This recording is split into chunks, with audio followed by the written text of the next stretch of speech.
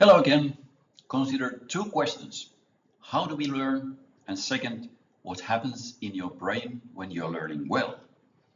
We know that in learning, lots of new connections are formed in the brain, especially in its cortical areas in the prefrontal cortex. A new study from the MIT Media Lab this summer has some interesting, although not perhaps too surprising news for all students and teachers and educators. You can click on the image on this slide and see the original study report on archive yourself. The title of the study is Your Brain on ChatGPT, Accumulation of Cognitive Debt when Using an AI Assistant for Essay Writing Task. So what did the study find? The MIT Media Lab study compared brain activity among participants writing SAT-style essays using ChatGPT first, Google search second group, or no tools at all, the third group. And EEG scans, that's scanning the electricity activity of the cortical areas, revealed that ChatGPT's LLM users showed the lowest neural engagement, especially in areas tied to creativity and memory. Over time, these users became more reliant, including addiction even, on the tool, often defaulting to copy-paste simple learning strategies. In contrast, those who wrote unaided showed the highest cognitive ability. Graders described AI-generated essays as soulless, lacking originality, lacking meaning, echoing these concerns that many educators have shared already for many years. And this has direct implications for you and your studies in higher education. The MIT study raises a quick question. Are we outsourcing too much of the thinking process to AI? In higher education, where critical thinking and originality are core values, this is a serious concern. Still, AI isn't inherently harmful. Like calculators or spell checkers, it can be a powerful aid when used with clear use cases, with clear ideas, and with clear intentions in mind first.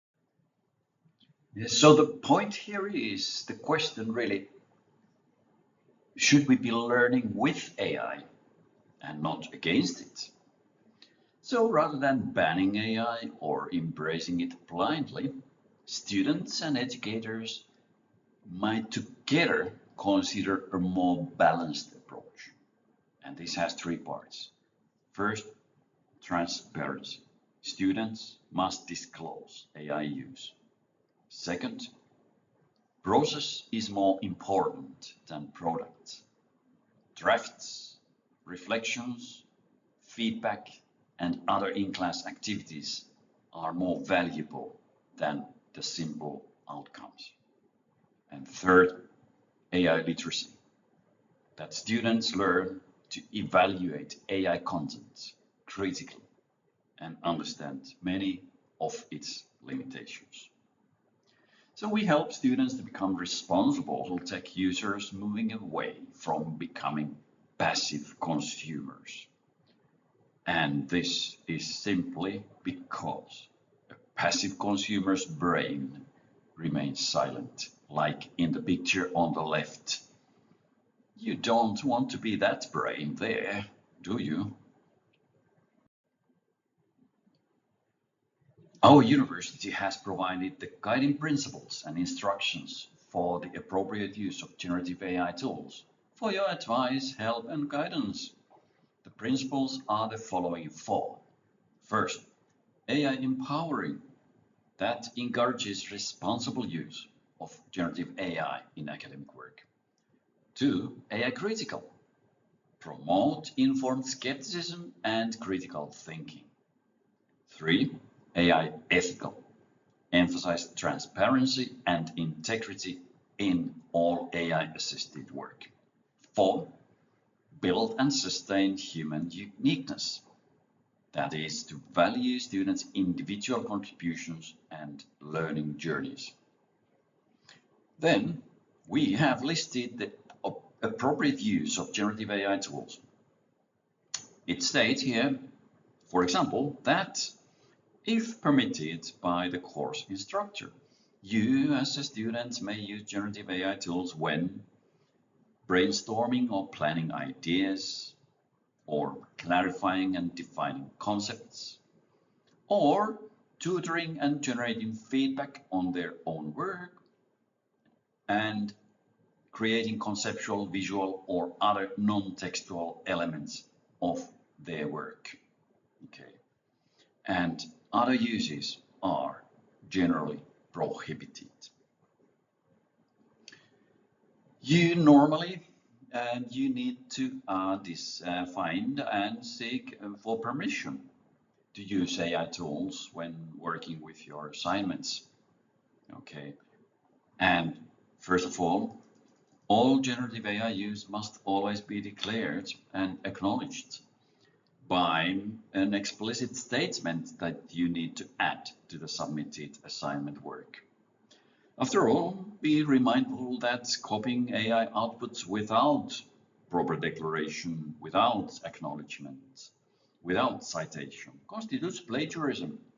You must not copy-paste text or other outputs from AI to your assignments. And this, what I just mentioned, I stated on this slide on transparency and acknowledgement. It says that students must declare AI use in assignments.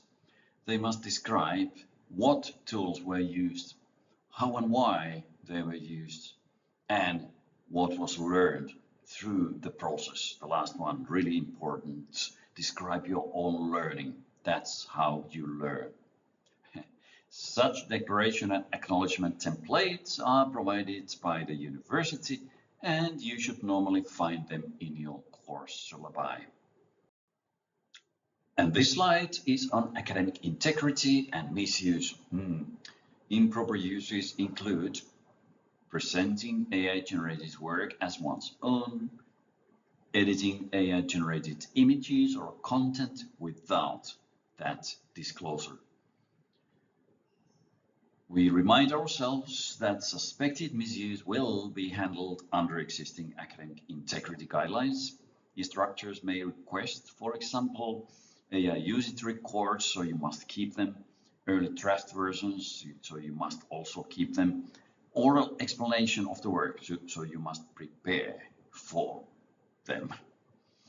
Our reminder at the bottom box is that AI detection tools may support but not replace professional academic judgment. Instructors use a number of screening methods to identify academic misconduct, fraudulent work or citations, or work that fails to meet academic standards.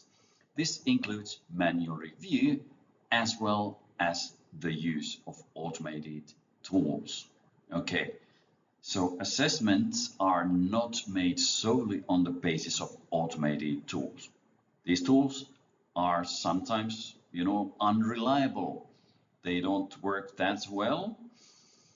But that means also that your teacher never needs to prove the use or indeed non-use of AI tools.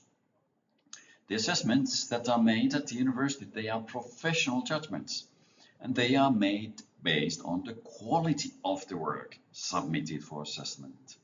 That assessment depends solely on the effort and work that you have put into your own studies. It is not that teachers need to prove something. It's never the case, okay? And so remember that AI tools, they can sometimes make the work better. They can sometimes make the work worse. And often it just may be rather neutral or unimportant. If you don't find good use cases, you might not need to use it. Find the best use cases. If there are none to be found, then so be it. It's your own brain that is at stake here in learning to learn. You can and must be a productive, creative, and good learner, even without AI.